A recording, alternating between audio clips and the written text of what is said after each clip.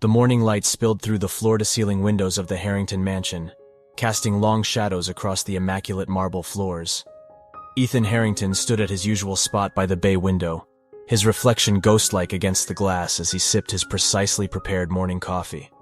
2 sugars, a splash of cream, never more, never less. The view of English Bay stretched before him, a postcard-perfect scene that once brought him joy, but now served as a reminder of his isolation. At 52, Ethan had achieved everything society deemed worthy of success. The Vancouver real estate market had been kind to him, turning his initial investments into an empire that spanned the city's most prestigious neighborhoods.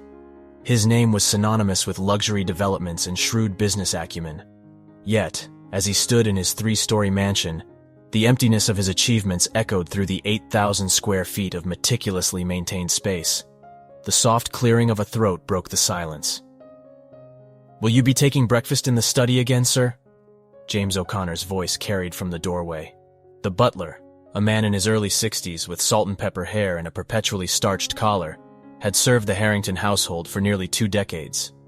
His presence was as constant as the grandfather clock that chimed in the foyer, marking the passage of time in a house where time seemed to stand still. "Yes, James. The usual." Ethan didn't turn around. His eyes were fixed on the garden below, where the gardener was trimming the hedges into perfect geometric shapes. Everything in his world was ordered, controlled, predictable, exactly as he needed it to be since that day 15 years ago, when his life had shattered like fine crystal dropped on unforgiving stone. James nodded, though Ethan couldn't see it, and retreated silently. The butler's footsteps faded, leaving Ethan alone with his thoughts once more. He took another sip of his coffee, grimacing slightly. It was perfect, as always, yet somehow still unsatisfying. Like everything else in his life, it was just going through the motions. Ethan finally turned from the window, his Italian leather shoes whispering against the polished floor as he made his way to his study. The room, like every other in the house, bore testament to his obsession with order. Cherrywood bookshelves lined the walls, filled with leather-bound volumes arranged by subject and author. His desk, a massive piece of mahogany, dominated the center of the room. Files were arranged by date and importance, each drawer labeled with precision, each surface dusted to perfection.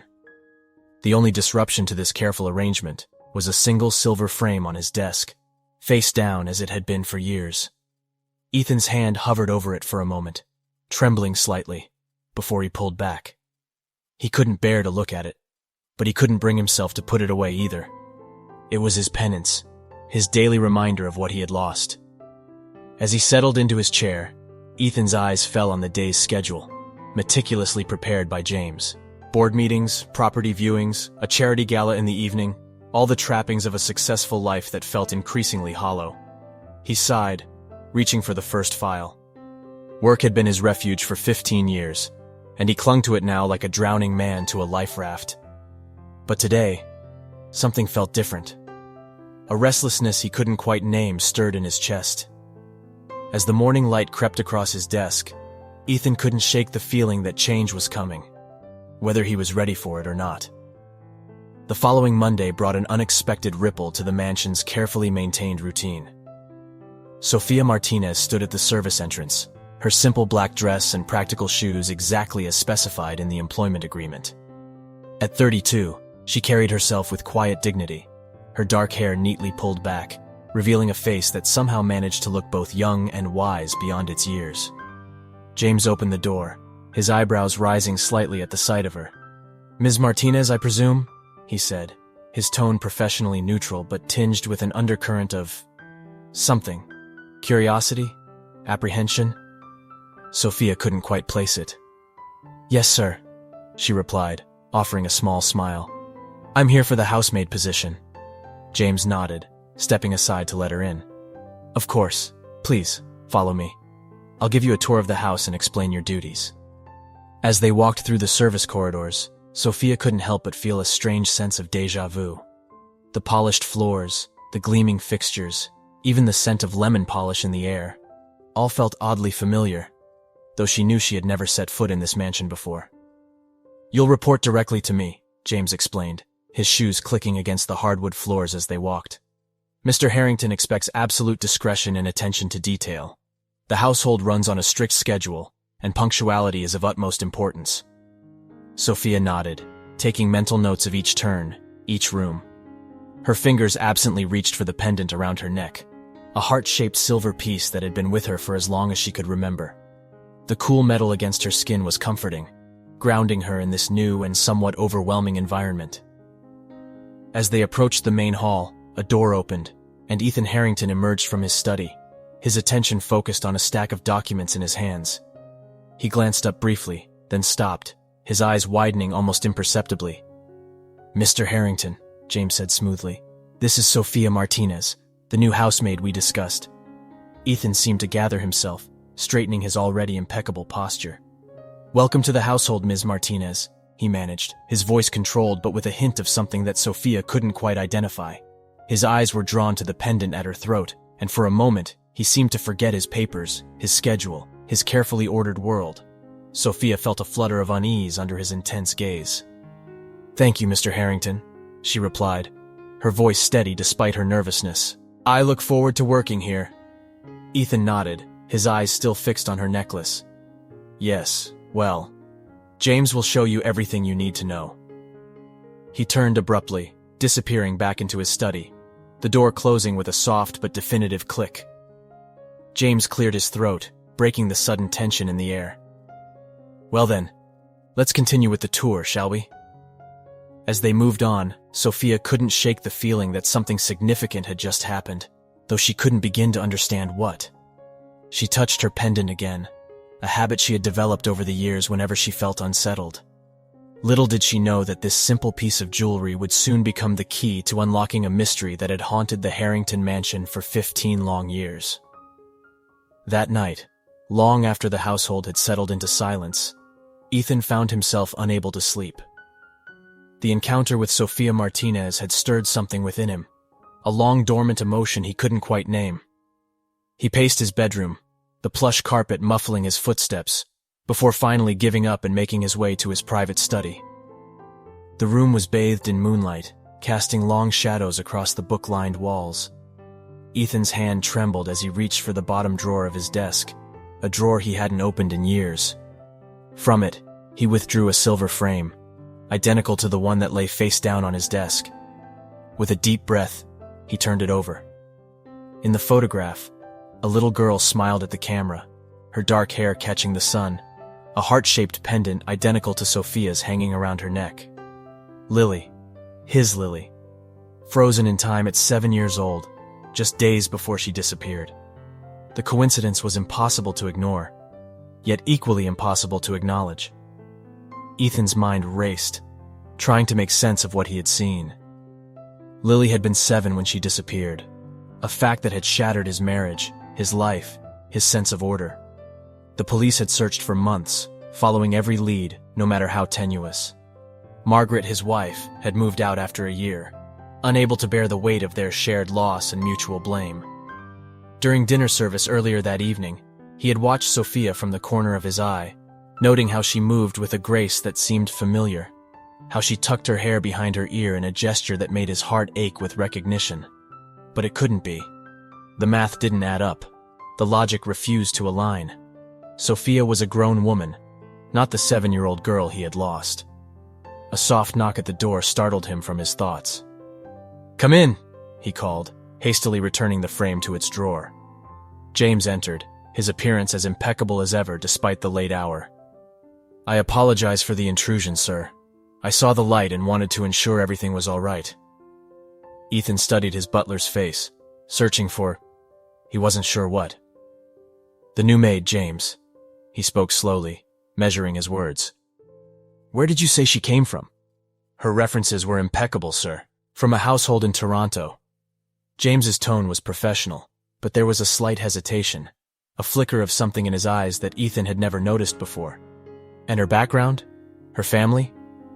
James shifted almost imperceptibly. "She was raised by her aunt, sir. No other family to speak of. Is there a problem with her work?" Ethan waved his hand dismissively. No, her work is fine. I was just curious." He turned to the window, effectively dismissing his butler. That will be all, James. Very good, sir. Good night. As the door closed behind James, Ethan let out a breath he hadn't realized he'd been holding. He turned back to his desk, his eyes falling on the face-down frame. Slowly, deliberately, he reached out and set it upright. Lily's smiling face looked back at him, the silver heart around her neck catching the moonlight just as Sophia's had earlier that day. It was impossible, he told himself. A coincidence, nothing more. But as he stood there, watching the city lights twinkle in the distance, Ethan knew sleep would not come easily. The pendant around Sophia's neck had awakened something he had spent 15 years trying to bury. Hope. And hope, Ethan Harrington had learned, could be the most dangerous thing of all. As the weeks passed, Ethan found himself noticing things he wished he could ignore. It wasn't just the necklace anymore. It was the little details that seemed to multiply with each passing day, like puzzle pieces scattered across his carefully ordered life. Sophia had a habit of humming while she worked, soft melodies that drifted through the halls like ghosts of memories past. One morning, as Ethan sat in his study reviewing contracts, he caught the faint strains of a familiar tune. His pen froze mid-signature as he recognized it. Moon River, Lily's favorite lullaby. He rose from his desk, drawn to the sound like a man in a trance. Following the melody, he found himself at the entrance to the living room. Sophia was there, arranging fresh flowers in a crystal vase, her voice a soft whisper of song. As if sensing his presence, she turned, a slight blush coloring her cheeks. "I'm sorry, Mr. Harrington. I didn't realize anyone was around. I hope my humming didn't disturb you." Ethan shook his head, his throat suddenly dry. "No, not at all. That song, it's lovely. Where did you learn it?" A shadow passed over Sophia's face, something deeper than simple confusion. I'm not sure, actually. It's just always been in my head, I suppose. One of those things you know without knowing how you know it, if that makes sense." Ethan nodded, not trusting himself to speak. His eyes were drawn to the grand piano that dominated one corner of the room. Sophia followed his gaze, and for a moment, she seemed transfixed by the instrument. Slowly, almost as if in a dream, she walked towards it, her fingers hovering over the keys without touching them. The gesture was so achingly familiar that Ethan felt his chest tighten. Lily used to do the same thing, too short to reach the keys but desperate to play. "Do you play, Ms. Martinez?" he found himself asking, his voice rougher than intended. She startled slightly, pulling her hand back as if burned. I used to, when I was younger, but the memories are fuzzy." That shadow crossed her face again, deeper this time. "I had an accident years ago. Some things from my past are still unclear." Ethan's hands gripped the doorframe, steadying himself. "An accident?" "A car crash, they told me. I was in a coma for several weeks." She touched her pendant absently, a gesture Ethan had begun to recognize as a sign of her discomfort or uncertainty. "This is the only thing I had with me when I woke up. The doctors said a woman named Maria brought me to the hospital, but she never returned." The coincidences were becoming too specific to dismiss. That night, after the household had settled into silence, Ethan found himself in the attic, surrounded by dusty boxes of memories he'd locked away years ago. With trembling hands, he pulled out an old VHS tape, its label faded, but still legible. Lily's recital, age 7. In his study, he played the tape, the grainy footage flickering to life on his computer screen. There was Lily, her dark hair in pigtails, sitting at the same grand piano downstairs. Her small fingers moved across the keys, playing Moon River, with the determined concentration only a child can muster. Around her neck, the silver heart pendant gleamed under the stage lights. Ethan watched, tears streaming down his face, as his daughter finished the song and turned to the camera with a beaming smile. "Did you see, Daddy? I did it without any mistakes." He paused the video, Lily's frozen smile filling the screen. The resemblance to Sophia was undeniable, the shape of the eyes, the curve of the smile, even the way she held her hands. But it was impossible, wasn't it? As the first light of dawn crept through his window, Ethan made a decision. He needed help, someone who could look at this objectively, someone who had resources he didn't. He needed Detective Laura Bennett. The Vancouver Police Department hadn't changed much in 15 years. The same fluorescent lights flickered overhead, the same faded posters adorned the walls, and the same smell of stale coffee permeated the air. Ethan felt a wave of déjà vu as he walked through the familiar corridors, memories of countless visits during those first desperate months after Lily's disappearance flooding back. Detective Laura Bennett's office was at the end of the hall, her name freshly painted on the frosted glass door. Ethan hesitated for a moment before knocking, suddenly unsure of himself. Was he really ready to reopen this wound? "Come in," called a familiar voice. Laura looked up as Ethan entered, her eyes widening in recognition. Time had been kind to her, a few more lines around her eyes, a touch of gray at her temples. But she still had the same sharp, intelligent gaze that had given Ethan hope all those years ago. "Ethan Harrington," she said, rising from her desk. "It's been a while. Please, have a seat." Ethan sat, acutely aware of the manila envelope in his hands. Laura studied him for a moment, her expression softening. "You look like you've seen a ghost, Ethan. What's going on?" He took a deep breath, steeling himself. "I need your help, Laura. There's someone I need you to look into." He placed the envelope on her desk, his hand lingering on it for a moment before he could bring himself to let go. Laura opened the envelope, her eyebrows rising as she examined the contents. The photos of Sophia at work in the mansion were clear, professional, taken by a private investigator, she guessed. But it was the close-up of the pendant that made her pause.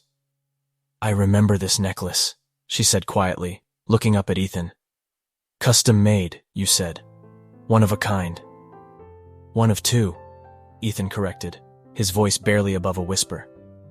"Margaret and I each had one made for Lily's 7th birthday. She was wearing one the day she disappeared. Margaret kept the other." Laura leaned back in her chair, her expression thoughtful. "You think this woman—" "I think I'm going crazy," Ethan admitted, running a hand through his hair. "The age is wrong. The timeline doesn't make sense. But there are too many similarities to ignore. The necklace, the way she moves, the songs she hums. It's like seeing Lily's ghost, all grown up." Laura was quiet for a moment, processing. "Let me run a background check," she said finally, turning to her computer. "Sophia Martinez, you said—" Her fingers paused over the keyboard, a slight frown creasing her brow. "Does James know you're here?" Ethan frowned, caught off guard by the question. "James? My butler? Why would that matter?" "Just covering all bases," Laura replied, but her tone had changed slightly, becoming more guarded. "Some things about your butler's statement never quite added up back then. Small inconsistencies, nothing we could pin down, but, well, let's just say I've learned to trust my instincts." As Laura began typing, Ethan felt a chill run down his spine. James had been a constant in his life for so long, a pillar of stability in the chaos that followed Lily's disappearance. The idea that he might be hiding something was almost as unsettling as the mystery surrounding Sophia. "Ethan," Laura's voice cut through his thoughts. "I've got something. Hospital records from Toronto, dating back 15 years. A Jane Doe, admitted with severe head trauma. Age estimated between 15, 20 years old." Ethan leaned forward, his heart racing. "And—" Laura met his eyes, her expression grave. "The woman who brought her in? Her name was Maria O'Connor." The name hit Ethan like a physical blow. O'Connor, James's surname. It couldn't be a coincidence. As he sat there, the world seeming to spin around him, Ethan realized that the truth he'd been seeking for 15 years might be closer than he'd ever imagined, and far more complicated than he'd ever feared. The drive back to the mansion felt surreal, as if Ethan was moving through a dream, or perhaps a nightmare. Laura's words echoed in his mind, each revelation adding another layer to the mystery that had consumed his life for a decade and a half. As he pulled into the long, winding driveway, the mansion loomed before him, no longer the sanctuary of order he'd crafted, but a house of secrets. The manicured gardens and gleaming windows seemed to mock him, hiding truths behind their perfect facade. Ethan entered through the side door, not ready to face James or Sophia just yet.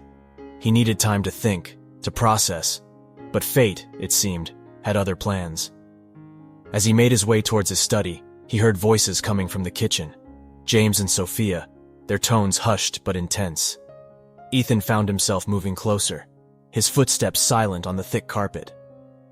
"You need to be more careful," James was saying, his usual composed tone strained with an emotion Ethan had never heard from him before. Fear. The piano, the humming. You're drawing too much attention. I don't understand what you're talking about, Sophia replied, confusion evident in her voice.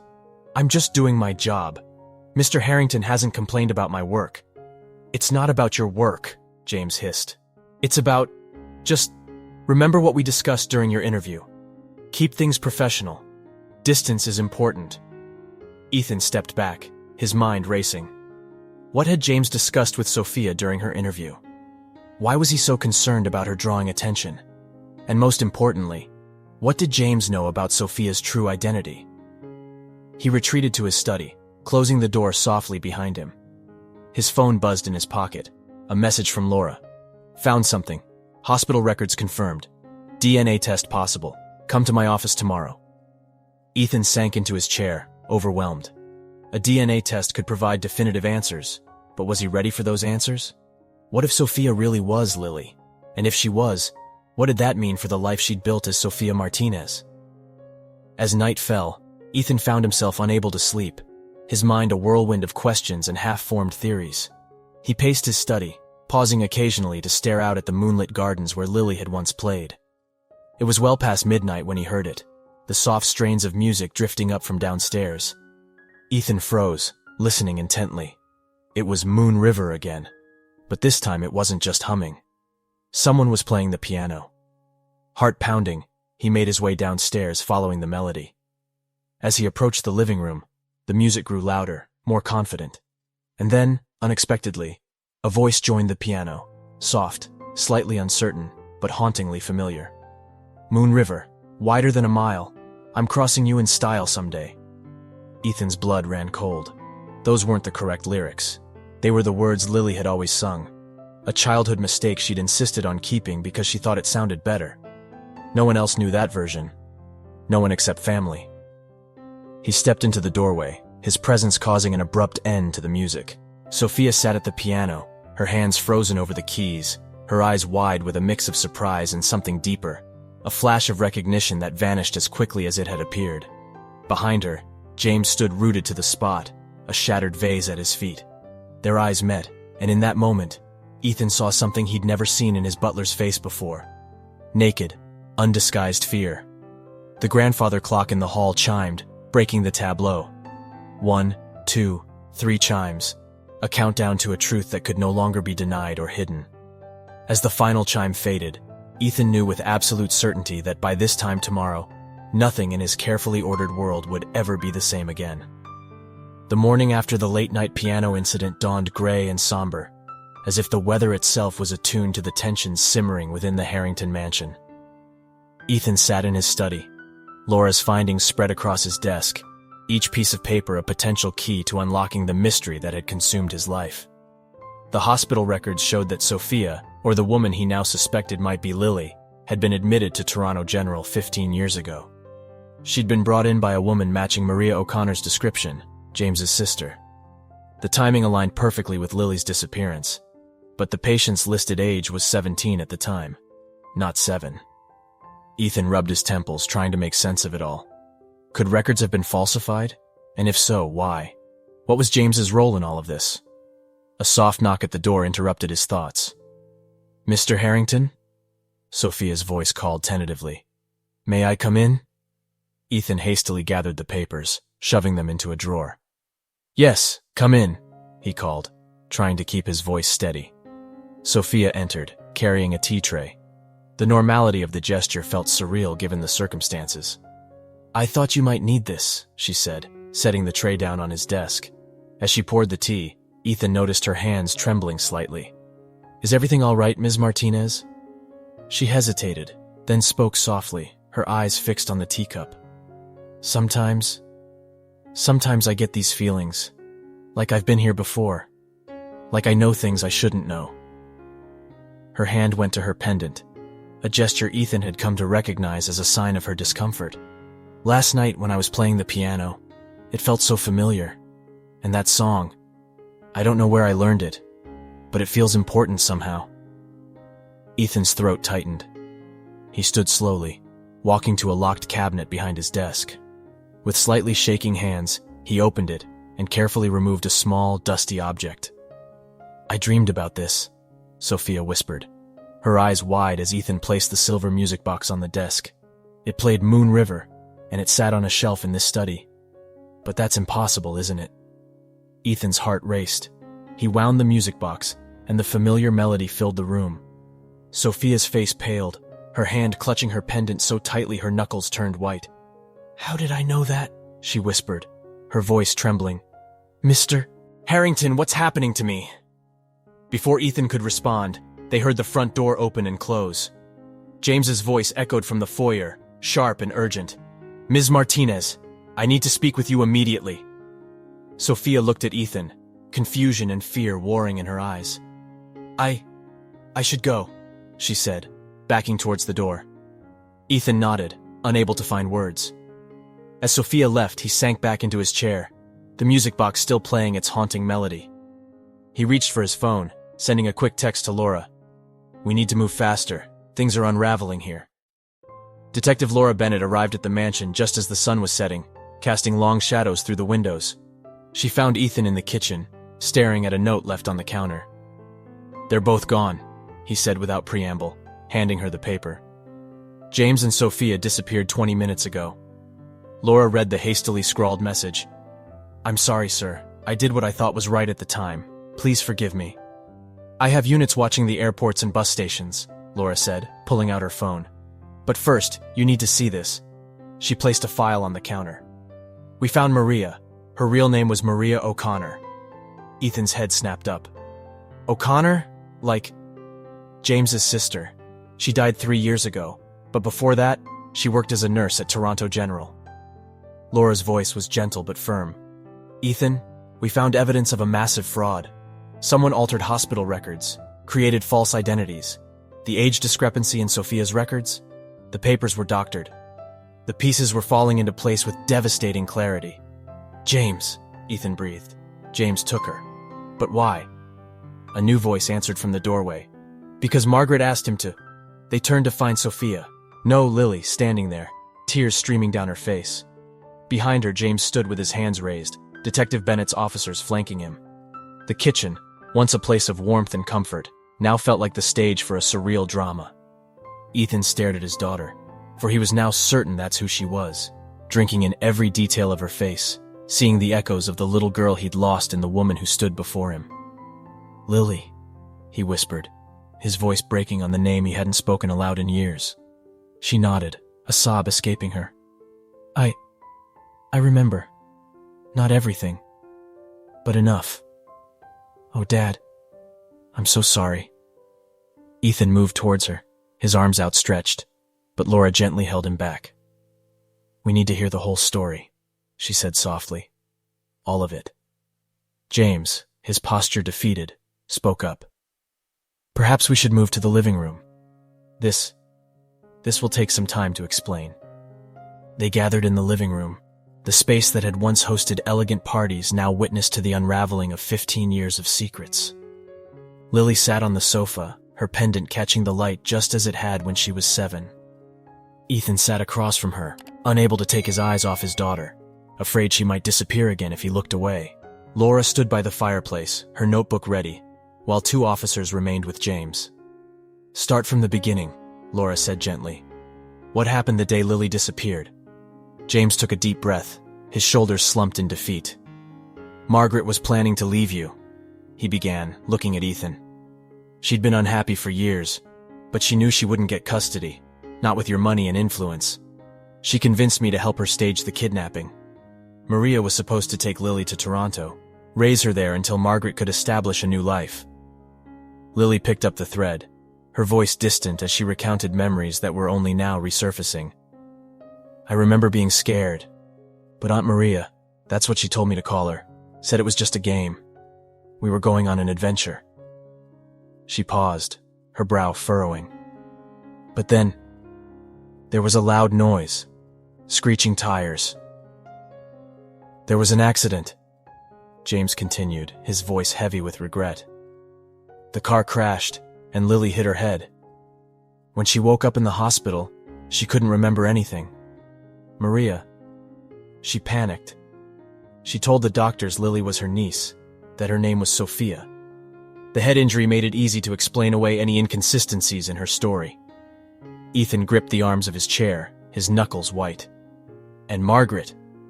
She couldn't go through with it, James admitted. The guilt drove her away. She left the country, unable to face what she'd done. Maria raised Lily Sophia until she got sick. Before she died, she told me the truth, made me promise to find a way to bring her home. So you arranged for her to be hired here, Laura concluded, hoping the familiar surroundings would trigger her memories. Lily nodded, tears falling freely now. Everything felt so familiar, but I couldn't understand why. The music box, the piano, the way the light hits the garden in the morning. It was like walking through a dream I couldn't quite remember. Ethan moved slowly, kneeling before his daughter. His hands shook as he reached for hers. Your mother, she used to sing Moon River differently. She changed the words. Wider than a mile, Lily whispered, her eyes widening with recognition. I'm crossing you in style. She broke down, falling into her father's arms. Dad, oh God, Dad, I remember you. The grandfather clock chimed in the foyer, marking the hour as father and daughter clung to each other, 15 years of loss and longing pouring out in waves of tears and broken words. Laura quietly led James away, the butler going without resistance, his role in both the tragedy and redemption of the Harrington family finally complete. As the last chime faded, Ethan pulled back slightly, cupping Lily's face in his hands. I never stopped looking for you, he said, his voice hoarse with emotion. Not for a single day. Lily managed a watery smile. And I never stopped trying to find my way back to you, even when I didn't know who I was looking for. Outside, the first light of dawn was breaking, painting the sky in hues of pink and gold. It was a new day, the beginning of a journey that would be filled with challenges as Lily reconciled her two identities, as Ethan learned to be a father again, as they both confronted the painful truths of the past. But for now, in this moment, as father and daughter held each other in the gentle light of morning, there was only one truth that mattered. They were home. They were together. And they had all the time in the world to heal. The days following the revelation were a whirlwind of emotions and adjustments. The Harrington mansion, once a mausoleum of memories, now buzzed with a nervous energy, as Lily, no longer Sophia, rediscovered her childhood home. Ethan watched from the doorway of Lily's old room as she ran her fingers over the dusty shelves, picking up long-forgotten toys and books. Her face was a canvas of conflicting emotions, joy, confusion, sadness, and wonder all vying for dominance. I remember this, she said softly, holding up a worn stuffed rabbit. Mr. Flopsy. I used to tell him secrets. Ethan stepped into the room, his heart aching with a bittersweet mixture of happiness and regret for the years lost. You did. You said he was the best listener in the world. Lily turned to him, her eyes glistening. I'm sorry, Dad. I feel like I should remember more. Like I should be able to just be your daughter again. But I'm also Sophia. I have two lives in my head, and I don't know how to reconcile them. Ethan crossed the room and gently took her hands in his. You have nothing to be sorry for. We have time now. We can make new memories while we rediscover the old ones. And Sophia, she's part of you too. We'll figure this out together. As they stood there, surrounded by the remnants of a childhood interrupted, the sound of the doorbell echoed through the house. Moments later, Robert, the new butler who had replaced James, appeared at the door. Mr. Harrington, Detective Bennett is here with Mrs. Harrington. Ethan felt Lily stiffen beside him. He squeezed her hand reassuringly. It's okay. We'll face this together. Are you ready? Lily took a deep breath and nodded. As ready as I'll ever be. They descended the stairs to find Margaret standing in the foyer, looking older and more fragile than Ethan remembered. When she saw Lily, she let out a choked sob. Oh, my baby, she whispered. Can you ever forgive me? The reunion was fraught with tension and raw emotions. Margaret tried to explain her actions, her words tumbling out in a desperate rush. I was so unhappy, so trapped. I thought I was doing what was best for you, Lily. I never meant for any of this to happen. Lily listened, her face a mask of conflicting emotions. When Margaret finished, she spoke softly but firmly. I understand that you were unhappy, but what you did, it stole my life, my memories, my identity. I don't know if I can forgive you, at least not yet, but I'm willing to try to understand." Ethan, watching this exchange, felt a complex mix of anger towards Margaret and pride in Lily's maturity. He knew the road ahead would be challenging, but seeing Lily's strength gave him hope. The family therapy sessions were intense, filled with tears, recriminations, and painful truths. Dr. Elena Patel, a specialist in family reunification, guided them through the turbulent waters of their shared trauma. "It's important to remember," Dr. Patel said during one particularly difficult session, "that healing isn't linear. There will be good days and bad days. The goal isn't to erase the past, but to learn how to move forward together." Lily nodded, her hand unconsciously going to her pendant. "I feel like I'm two people sometimes. Sophia had a whole life, friends, experiences. I can't just erase her." "You don't have to," Ethan said, surprising himself with the steadiness in his voice. "She's part of you now. We'll love every part of you, Lily." Margaret, who had been quiet for most of the session, spoke up. "I don't expect forgiveness. What I did was unforgivable, but I want you both to know how sorry I am, how much I regret my actions every single day." As the weeks passed, the mansion began to transform. Rooms long closed were opened and aired out. Lily's laughter, once a distant memory, now echoed through the halls.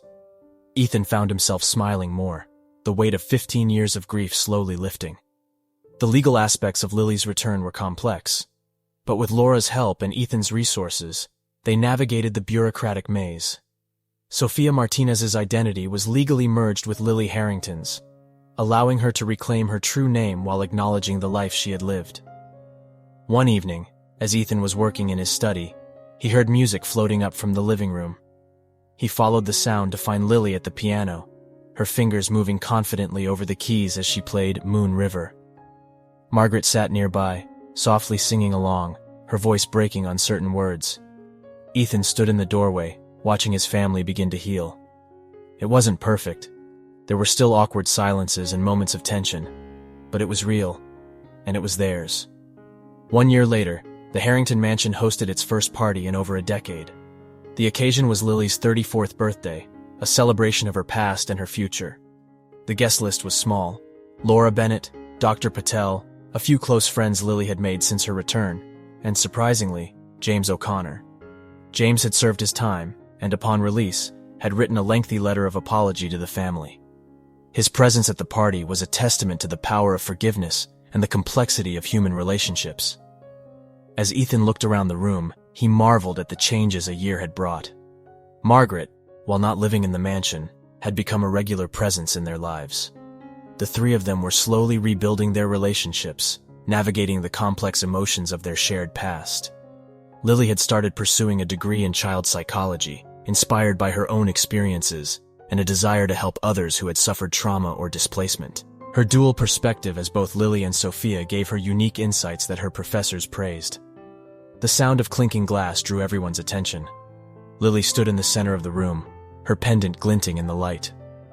"A year ago, I didn't know who I was," she began, her voice steady. "I had 2 sets of memories, 2 names, and a lot of questions. Today, I stand here as Lily Harrington, but also as Sophia Martinez. Both are part of me, and I'm grateful for every experience that led me here." She raised her glass, looking at each face in turn. "To second chances, to the family we're born with, and the family we choose, and to the love that brought us all together again." As the guests echoed her toast, Ethan felt a profound sense of peace wash over him. The journey had been long and painful, but as he watched his daughter smile, surrounded by love and support, he knew that the best chapters of their story were yet to be written. Later that night, as the party wound down, Ethan found Lily standing on the balcony, looking out over the moonlit garden. "Happy birthday, sweetheart," he said, joining her. Lily leaned her head on his shoulder. "Dad, thank you for never giving up on me, for accepting all of me. Lily and Sophia." Ethan wrapped his arm around her. "Always. You're my daughter, in every way that matters, and I couldn't be prouder of the woman you've become." As they stood there, the gentle night breeze carrying the scent of roses from the garden, Ethan realized that the order he had clung to for so long had been replaced by something far more precious: the beautiful, messy, unpredictable joy of family. The grandfather clock chimed midnight, ushering in a new day, and with it, the promise of a future filled with hope, understanding, and the unbreakable bonds of love that had withstood the test of time and tragedy. Epilogue. The Heart's True North. 5 years later, Ethan stood in the crowded auditorium, his heart swelling with pride as he watched Lily step up to the podium. Her doctoral robes flowed around her as she prepared to deliver her commencement speech to her fellow psychology graduates. "Life isn't a straight line," Lily began, her voice strong and clear. "It's a winding path, full of unexpected turns and hidden treasures. Sometimes we lose our way, but if we're lucky, we find our way back home, not just to a place, but to ourselves and to the people who love us." As she spoke, Ethan's mind wandered over the past 5 years. There had been challenges, moments of doubt, old wounds reopening, the ongoing process of rebuilding trust. But there had also been joy, laughter, and a deepening understanding between all of them. Margaret sat beside him, her hand resting lightly on his arm. Their relationship had evolved into a friendship based on shared history and the love they both had for their daughter. She had found her own path to redemption, working with organizations that supported families in crisis. James, who had become an advocate for ethics and caregiving after serving his sentence, sat a few rows back. His presence was a reminder that healing and growth were possible, even in the face of grave mistakes. "Our experiences shape us," Lily continued, "but they don't define us. It's what we do with those experiences that matters. We can let them break us, or we can let them make us stronger, more compassionate, more determined to make a difference." Ethan felt tears prick his eyes as he listened to his daughter's words. She had taken the broken pieces of her past and forged them into a strength that amazed him daily. As Lily concluded her speech to thunderous applause, Ethan stood, cheering with all his heart. In that moment, he realized that the greatest wealth he possessed wasn't in his bank accounts or his real estate empire. It was right here, in the love of his family, in the bonds that had been tested by fire and emerged stronger than ever. Later that evening, as they celebrated at the mansion, no longer a hollow showcase but a true home filled with warmth and laughter, Ethan watched Lily move among the guests. She wore her heart-shaped pendant, now accompanied by her doctoral tassel, two symbols of identity, of journeys completed and new ones beginning.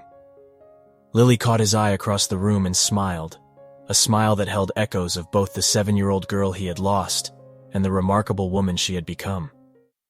In that smile, Ethan saw the truth that had guided them through the darkest times, that love, in its purest form, was a compass that always pointed home. As the night wore on and the future stretched out before them, bright with promise and rich with possibility, Ethan Harrington knew that no matter what challenges lay ahead, they would face them together. For they had found each other again, against all odds, guided by the unwavering light of a love that transcended time, trauma, and even identity itself. In the end, it was this love, fierce, forgiving, and eternally hopeful, that had brought Lily home and given Ethan back the greatest treasure of all, not just his daughter, but his faith in the enduring power of the human heart to heal, to grow, and to find its way back to where it truly belongs. What did you think of the story? Please leave a comment with your opinion. Don't forget to subscribe to the channel. I'm sure there will be new videos on this channel that will surprise you. Give it a like and activate the notification bell so you don't miss our next videos. See you soon.